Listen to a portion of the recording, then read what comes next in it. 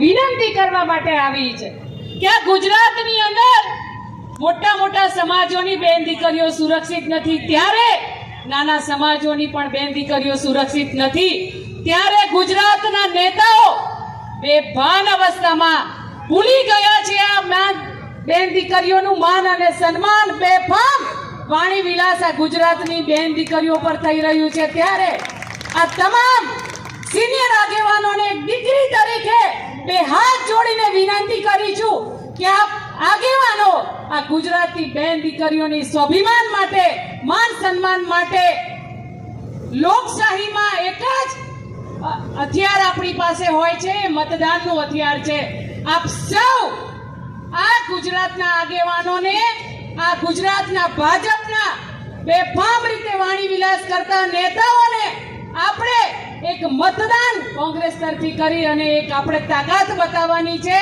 અને ખાસ કરીને પાછળ જ્યારે મારી બહેનો બેઠી છે ત્યારે આ ગુજરાતની અંદર 50% મહિલાઓ છે જે મતદાન કરી શકે છે. આપ સૌને વિનંતી કરીશ કે ગુજરાતની અંદર આપ સૌ કોંગ્રેસને મતદાન કરો એવી વિનંતી સાથે આપ સૌનો ધન્યવાદ. જય હિન્દ, જય ભારત.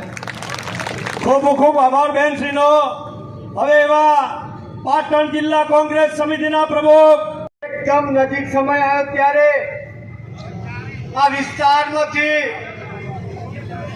ખભાથી ખભો મિલાઈને કોંગ્રેસના ઉમેદવાર ચંદનજી ઠાકોરને જીતાડવા માટે વિનંતી, ને સાથે સાથે આપ બંને હાથ ઊંચા કરીને જો ચંદનને જીતાડતા હો ને તો અમે પણ બંને ખભેથી ખભો મિલાઈને બનાસકાંઠાની જીત જીતાડીએ છીએ.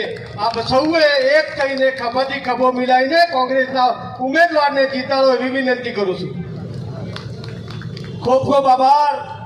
હવે એવા બીજા આપણા કોકરેજ તાલુકાના એક્ટિવ ધારાસભ્ય શ્રી અમરજી ઠાકોર સાહેબને હું વિનંતી કરું કે સન્માનીય યાત્રા કરતા હોય, જો એ આપણા માટે એટલું કરી શકતા હોય આપણા નેતા, તો આપણે લોકો ખાલી એક લોકસભા જીતી અને એને અર્પણ શા માટે ના કરી શકીએ? આજની આપણી આ ન્યાય યાત્રામાં આપણે ન્યાય સભામાં આપણે નક્કી કરવાનું છે અને રાહુલજી આજે આવે ત્યારે આપણે સૌએ એમને વિશ્વાસ અપાવવાનો છે કે અમે તમને પાટણ લોકસભાની સીટ જીતીને આપશું. આપશો ને? તમારી સાથે હું કહું ને કે અમે